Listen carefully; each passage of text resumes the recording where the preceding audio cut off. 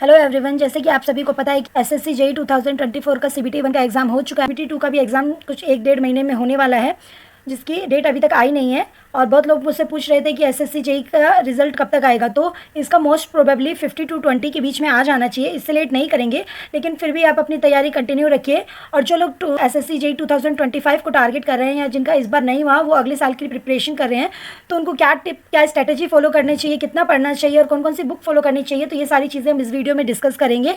तो चलिए स्टार्ट करते हैं वन बाई वन। पहले कुछ टिप्स देख लेते हैं जो न्यू एस्पिरेंट के लिए पेरेंट को फॉलो करनी चाहिए। तो पहले जो 3 पॉइंट्स हम लोग को फोकस करना चाहिए, जो फॉलो करना चाहिए। अगर आप न्यू एस्पिरेंट है और आप उस टाइम एसएससी जेईई की प्रिपरेशन कर रहे हैं, तो आपको 3 चीज़ तो एकदम लेके चलनी है कि एटलीस्ट 8 to 10 आवर्स आपको पढ़ना है डेली। दूसरी है कि इफेक्टिव स्टडी होनी चाहिए, कि आप जितना भी देर पढ़ रहे हैं आप उसका यूटिलाइज कर रहे हैं। सभी का एसएससी जेईई सीबीटी 1 पेपर हो चुका होगा। सीबीटी 2 की तैयारी आप सभी की अच्छी चल रही होगी और आरआरबी जेईई का भी नोटिफिकेशन आने वाला है। So PWSM batches for you. SSC JEE CBT 2 test series वो मिलेगा 99 रुपये का। एसएससी जेईई 2025 फाउंडेशन बैच वो मिलेगा 2699 रुपये का। अशोका 2.0 बैच सी वो मिलेगा 3299 रुपये का। आरआरबी जेईई एक्सप्रेस 2.0 बैच भी वो मिलेगा 2499 रुपये का। बैच भी जिसमें आपको मिलेगी 2 साल की वैलिडिटी वो मिलेगा 3999 रुपये का। UP triple JEE 2.0 foundation batch for civil वो मिलेगा 1999 रुपये का। चाणक्य बैच भी वीओडी बैच वो मिलेगा 1999 रुपये का। एंड फॉर नॉन टेक्निकल वो आपको मिलेगा 999 रुपये का। RRB LP 2024 assistant loco pilot technician CBT 1 and 2 वो मिलेगा 999 रुपये का। Batch option sir SSC JEE, RRB JEE, DD JEE, NHPC, UPPSC, MPPSC, DSSB JEE, DFCCL and all state ACE exam based on your exam pattern and syllabus. Lecture reading, English language, class note, DPP and DPP solution is also provided. Chapter wise short note is also provided. Weekly test, subject test and mock test is also provided. Live lecture by India's faculty on PW app. Also, PW is providing AJ खजाना विद्या बैचर, जिसमें आपको मिलेगा record lecture by Indian faculty on PW है। DPP and DPP solution is also provided in bilingual language at just 1499। अगर आप मेरा coupon code RIS 200 use करते हैं तो आपको एक्स्ट्रा 200 रुपीज़ का डिस्काउंट मिलेगा ऑन PW ऐप। मीन्स ये नहीं कि आप बस बैठ रहे हैं और उसका टाइम पास कर रहे हैं, तो ऐसा नहीं करना है। अगर आप 4 घंटे भी पढ़ रहे हैं तो वो बहुत इफेक्टिव होना चाहिए और कंसिस्टेंसी होनी चाहिए। जैसे अभी आपने तैयारी शुरू की तो आप 8-8, 9-9 घंटे पढ़ रहे हैं और धीरे धीरे आप एक आधा घंटे पे आ गए, तो ऐसा नहीं होना चाहिए। आप कंसिस्टेंट रहिए। चाहे आप 4 घंटे पढ़ रहे हैं तो आप डेली 4-4 घंटे ही पढ़िए और इफेक्टिव पढ़िए। जो पढ़ रहे हैं उसका नोट्स बनाइए, शॉर्ट नोट्स बनाइए, ताकि आपको बाद में रिविज़न करने में हेल्प मिले। और उसका मॉक टेस्ट लगाइए। कोई भी एक चैप्टर पढ़िए, पहले उसको कंप्लीट कीजिए, फिर उसके PYQs लगाइए और फिर उस चैप्टर का मॉक दीजिए। फिर इससे क्या होगा, ये पूरा आपका एक पूरा पैकेज बन जाएगा। मतलब आपका कोई भी अगर डाउट आएगा तो उसमें तुरंत क्लियर हो जाएगा। तो एक तरह से ये आपका पैकेज रेडी हो जाएगा कि ये, जैसे आपने मान लीजिए सॉइल मैकेनिक्स स्टार्ट की, तो आपने पहले उसके नोट्स थ्योरी देख लिए और उसके शॉर्ट नोट्स बना लिए बात के लिए, फिर आपने उसके PYQs लगा लिए, तो आपके जितने भी डाउट्स होंगे या फिर आपको क्या लग रहा होगा कि क्या क्या क्वेश्चन बन रहे हैं, वो सारे डाउट्स क्लियर हो जाएंगे। और उसके बाद आप मॉक लगाइएगा, तो अगर कुछ रह भी जाएगा तो मॉक्स को एनालाइज करके आप उसका पूरा आप उसको समराइज कर पाएंगे कि आपका हाँ ये हो गया, अब आप नेक्स्ट टॉपिक के लिए रेडी हैं। तो अगर आप न्यू एस्पिरेंट हैं तो आपको ये फॉलो करना चाहिए। प्रिपरेशन स्ट्रैटेजी देख लेते हैं। तो क्या स्ट्रैटेजी हम लोग को फॉलो करनी चाहिए? तो पहले तो यही रहना चाहिए कि कंसिस्टेंस रहिए, क्योंकि किसी भी स्ट्रैटेजी का कोई मतलब नहीं है अगर आप एक दिन पढ़ रहे हैं, 2 दिन ब्रेक ले रहे हैं। और दूसरा कि आप जो पढ़ रहे हैं उसका आपके पास एक नोट्स होना चाहिए। मतलब जैसे आपने पढ़ा, आपने जैसे 8 घंटा पढ़ रहे हैं तो आपके पास हर 1 घंटे का एक शेड्यूल बना लीजिए कि इस घंटे में मुझे ये पढ़ना है, इस घंटे में ये पढ़ना है। और उसको एक लिस्ट में, मतलब एक चार्ट बना लीजिए, उसमें आप मेंशन करते जाइए कि आज मैंने इतना पढ़ा, कल यहाँ से शुरू करना है। तो आपको एक ब्रीफ आइडिया रहेगा कि कल आपको क्या करना है, और ताकि आप कंफ्यूज नहीं होंगे नेक्स्ट डे कि आज मैं क्या पढ़ूँ। इसमें आपका जो टाइम वेस्ट होगा और आपको फिर ढूंढने लगेगा, आपको फिर अभी रिवीजन में भी हेल्प मिलेगी। इससे कैसे कि अगर मान लीजिए आपने ऐसे सारे एक लिस्ट बना के आपने मेंशन करते गए और जब आप रिवीजन के टाइम में आइएगा तो आपको आइडिया रहेगा कि हाँ ये टॉपिक मैंने कवर कर लिया था और मुझे इसमें दिक्कत आ रही थी, तो मुझे इससे पहले इसको पढ़ना चाहिए, उसके बाद मैं देख लूँगा। और फिर आप इसके शॉर्ट नोट्स भी बनाते जाइए और उसके शॉर्ट नोट्स फिर रिवीजन में जो टॉपिक आपको दिक्कत आ रही है वो पढ़ लीजिए, बाकियों का आप शॉर्ट नोट कवर कर लीजिए, तो आपका पूरा कवर हो जाएगा। बुक फॉलो करनी चाहिए, तो आप ये आपके ऊपर है। जैसे अगर आपने पहले कोचिंग ली है तो आप उस कोचिंग्स के नोट्स देख सकते हैं। ESE मास्टर है वो आप कर सकते हैं, PYQ की बुक लगा सकते हैं, और सिविल बूस्टर की बुक है वो आप यूज़ कर सकते हैं। भी बहुत सारी बुक है और इसकी प्लेलिस्ट, कौन कौन सी बुक फॉलो करनी चाहिए उसकी प्लेलिस्ट भी बना रखी है एक। अगर आपको चाहिए तो हम लोग लिंक में अटैच कर देंगे। और टेलीग्राम पे भी हम लोगों ने बहुत सारे PDF और बहुत सारे सोर्स प्रोवाइड कर दिए हैं कि कौन कौन से नोट्स आपको फॉलो करने चाहिए और कौन कौन सी बुक आप फॉलो कर सकते हैं। फिर भी अगर आपको डाउट है तो आप कमेंट बॉक्स में बता दीजिएगा, हम लोग उसके लिए भी आपको प्रॉपर एक गाइडेंस दे देंगे। तो फिर अब चलिए देखते हैं मिस्टेक्स देखते हैं जो कि सभी एक ना एक बार तो रिपीट करते ही हैं जब हम लोग प्रिपरेशन स्टार्ट करते हैं। तो जैसे कि आप सभी को पता है कि एसएससी जेईई में टेक्निकल का एक इंपॉर्टेंट रोल होता है, क्योंकि टेक्निकल अपने आप में एक अच्छा खासा वेटेज रखता है। तो पहले आप जैसे अभी हम लोग 2025 को टारगेट कर रहे हैं, तो हम लोग के पास ऑलमोस्ट 1 साल है। तो 1 साल में आपको सबसे पहले जो करना है कि टेक्निकल पे काम करना है, कि ये नहीं कि टेक्निकल में हम लोग बाद में करेंगे, पहले नॉन टेक वगैरह देख लें, नहीं, अभी बहुत टाइम है। आप अगर 1 साल हम लोग मान रहे हैं, तो अगर आप चाहें तो कम से कम 6 मंथ इसको दीजिए, पूरा एकदम टेक्निकल को कंप्लीट कर लीजिए, शॉर्ट नोट बना लीजिए, एक ब्रीफ आइडिया रहेगा कि हाँ मुझे टेक्निकल का मेरा 70% हो गया है, 30% हम लोग रिवीजन में भी कवर कर लेंगे, तो एटलीस्ट आपका 70 to 80% 6 मंथ में कंप्लीट हो जाना चाहिए।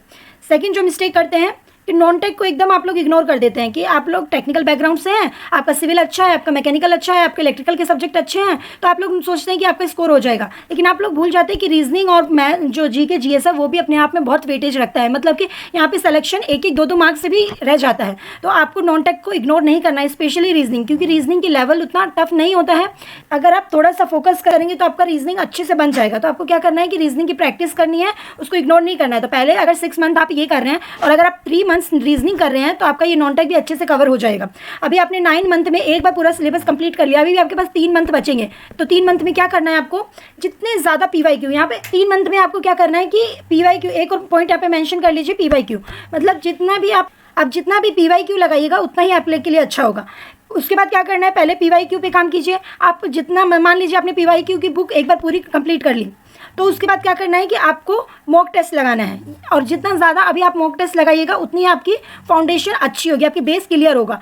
लेकिन मॉक टेस्ट लगाने का मतलब ये नहीं कि आप टेस्ट लगाते जा रहे हैं, आंसर देख के मैच करते जा रहे हैं, हाँ मेरा 80 नंबर आया, 70 नंबर आया, ये नहीं करना है। भले ही आपके 80 नंबर आए, लेकिन आपको उसका जो टेस्ट है उसको एनालाइज अच्छे से करना है। मतलब कि आपको ये देखना है कि आपने 80 नंबर तो लेकर आए, लेकिन आपका जो नंबर कटा है, मान लीजिए आपने 200 में से 80 नंबर लेके आए, तो आपको ये पता होना चाहिए कि आपने 120 में क्या गलती की और क्या चीज़ आपसे नहीं बना, कौन सा टॉपिक आपका वीक है, ताकि नेक्स्ट टाइम जब आप करने जा रहे हैं तो आपका ये 80 पे फोकस नहीं होना चाहिए, आपका मेजर फोकस होना चाहिए 120 पे, क्योंकि आपने जो 80 कर लिया वो तो कर ही लिया, तो आपके पास एकदम सेफ है। जो दिक्कत कर रहा है वो 120 कर रहा है, तो हम लोग का मेजर फोकस होना चाहिए कि इम्प्रूव करें और इसको कैसे रिड्यूस करें कि हम लोग की मिस्टेक कम हो और जो हम लोग आउटपुट दे रहे हैं वो ज़्यादा हो।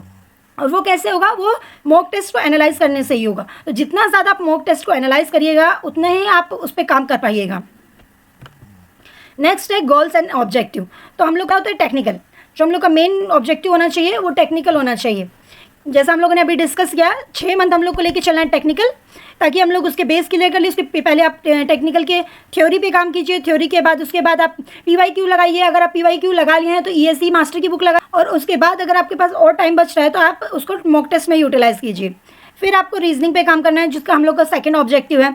तो रीजनिंग क्या करना है कि आप 3 मंथ में उसको अच्छे से आपको जितना प्रैक्टिस कर सकते हैं उतना करिए, उस पर क्वेश्चंस लगाइए, पीवाईक्यूज लगाइए। जितना ज़्यादा आप इसका कॉन्सेप्ट क्लियर करिएगा, ट्रिक्स पे आपको उतना ज़्यादा ध्यान नहीं देना है, क्योंकि जितना आप लोग को लगता है कि अभी आप ट्रिक्स पे काम करिएगा उतना आपको अच्छा होगा, तो ऐसा कुछ नहीं होता। ट्रिक्स आप बाद में जाके भूल ही जाइएगा और आपको वहाँ पे प्रॉपर सॉल्यूशन पे ही काम करना पड़ेगा। तो जितना ज़्यादा आप कॉन्सेप्ट पे ध्यान दीजिएगा उतना ही आपके लिए अच्छा होगा। थर्ड ऑब्जेक्टिव रखना है आपको जीके जीएस का पोर्शन।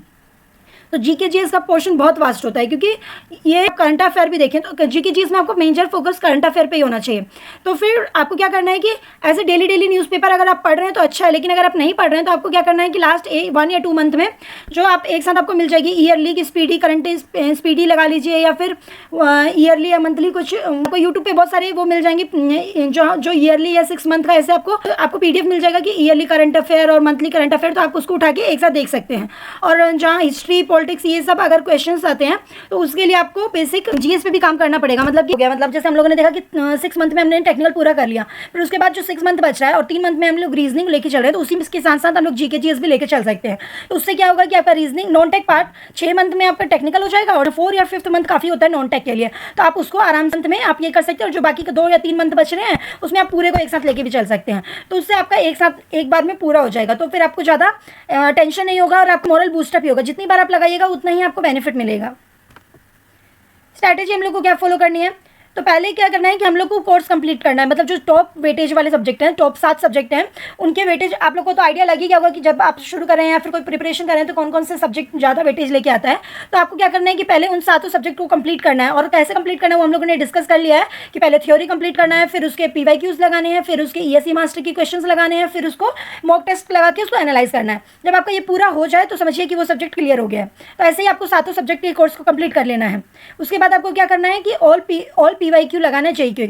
जब एक बार मतलब पहले आपने इंडिविजुअल PYQ लगा लिया उस चैप्टर के वाइज से, अब क्या करना है कि आप एक साथ जब आपका पूरा कोर्स कंप्लीट हो जाए तो उसके बाद आपको PYQs पे काम करना है। मतलब आपको क्या करना है कि PYQs के एक साथ सारे क्वेश्चन लगाए सेट वाइज। उससे क्या होगा कि मतलब अभी क्या है चैप्टर वाइज कर रहे हैं तो हम लोग के माइंड में रहेगा। अभी जब आप 7th चैप्टर कर रहे हैं तो आपको फर्स्ट चैप्टर पढ़े हुए कुछ टाइम हो चुका होगा, तो ऐसा क्या होगा कि हो सकता है कि हम लोग कुछ कॉन्सेप्ट भूल गए हों। जब आप दोबारा PYQ लगाइएगा तो आपको अच्छे से पता चलेगा कि आपने कहाँ वीक पॉइंट रखा है और कहाँ आपने अच्छे से काम किया है। और जब आपका ये सब हो जाए और उसके बाद आपको क्या करना है, मॉक टेस्ट लगाना है और उसको अच्छे से एनालाइज करना है। तो ये भी हम लोगों ने डिस्कस कर लिया कि मॉक टेस्ट को कैसे करना है। तो ये हम लोग की बेसिक स्ट्रैटेजी होनी चाहिए जो हम हर किसी को फॉलो करना चाहिए, स्पेशली बिगनर्स को, क्योंकि उनके पास बहुत ज़्यादा टाइम होता है। और अगर आपने पहले से प्रिपरेशन कर रहे हैं और आपके पास एक बेस आपका प्रिपेयर हो चुका है तो आपको ज़्यादातर PYQ और मॉक टेस्ट पे ही काम करना चाहिए, ताकि आपको जितने ज़्यादा क्वेश्चन बनाएंगे उतने ही कॉन्सेप्ट में चाहिएगा और उतना ही अच्छे से आपका बेस क्लियर होगा। ये थी बेसिक स्ट्रैटेजी 2025 के लिए जो हम लोग को सभी को फॉलो करनी चाहिए अगर आप एक एस्पिरेंट है तो ये और ये जन इसकी मतलब ये सिर्फ SSC JEE के लिए नहीं, अगर आप किसी भी एग्जाम की प्रिपरेशन कर रहे हैं, SSC CGL RRB JEE किसी भी एग्जाम में फॉलो कर रहे हैं, तो पहले हम लोग को बेसिक यही करना है कि पहले उसका कोर्स कंप्लीट करना है, फिर PYQ लगाना है, फिर मॉक टेस्ट लगाना है। इससे क्या होगा कि आप एक साथ तो मतलब किसी भी टॉपिक को छोड़िएगा भी नहीं और आपका सारा टॉपिक क्लियर हो जाएगा। तो आपको बाद में खुद ही सेल्फ कॉन्फिडेंस बढ़ेगा कि हाँ मैंने ये सारे टॉपिक कर लिए हैं और आपका कुछ रहा नहीं। तो hope you like this video, thanks for watching. अगर आपको कुछ भी डाउट है, आपको बुक लिस्ट चाहिए और कुछ भी अगर आपको क्वेरी हो तो आप कमेंट बॉक्स में क्वेरी को पूछ सकते हैं।